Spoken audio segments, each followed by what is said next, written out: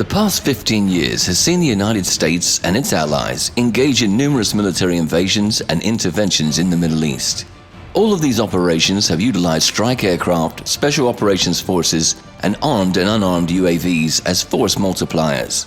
Warships provide a platform to transport and support small combined armed units of strike aircraft, helicopter assault or amphibious assault infantry or marines, special operations units, and reconnaissance and attack UAVs, and are seen as an essential tool in prosecuting the low-intensity conflicts of the future.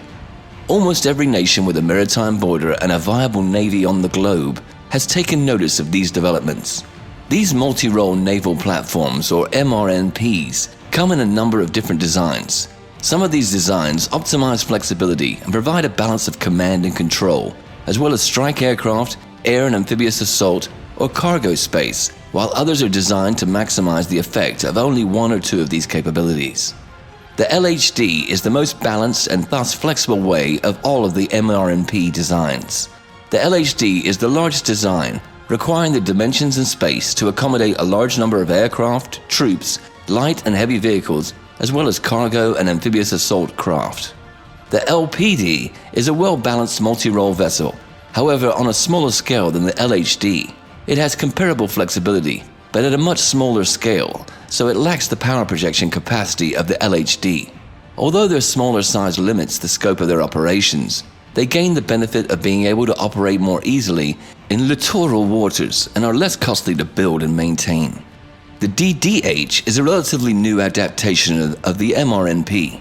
The DDH abandons all amphibious capabilities in favor of aircraft assault and aerial strike capability.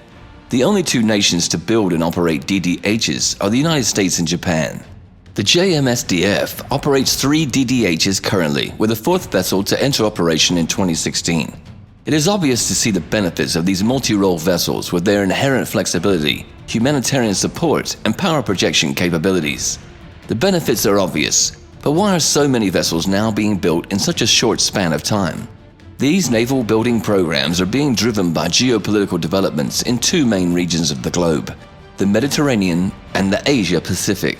This is in direct relation to the wars of regime change and disruption in the Middle East and the US pivot to Asia, and the disputes over the contested areas in the East and South China Seas.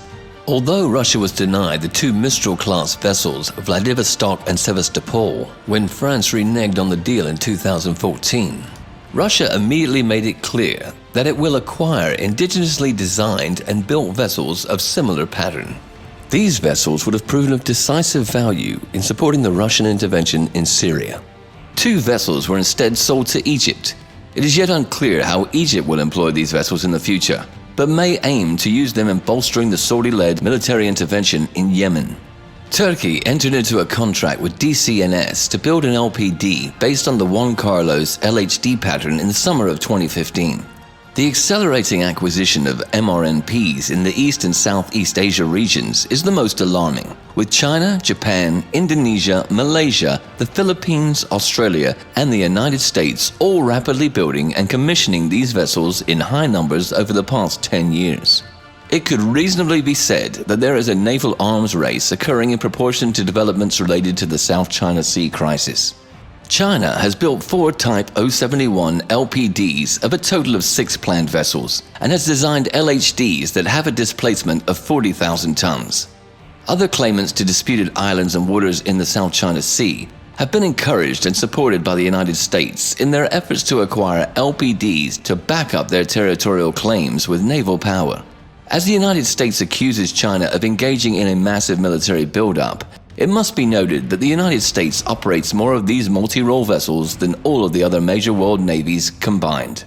As the crises in the Middle East and East Asia and South China Seas continue to escalate, it is increasingly probable that those nations involved will decide to use these newly acquired vessels for the purposes of power projection, deterrence, or in response to military provocation. Considering the increasing brinkmanship and saber-rattling between the United States and China, the irresponsible and destabilizing military actions of Turkey against its neighbors, and the recklessness of the Saudi-led coalition in Yemen, the odds that these powerful new naval tools will be used increases with each passing day.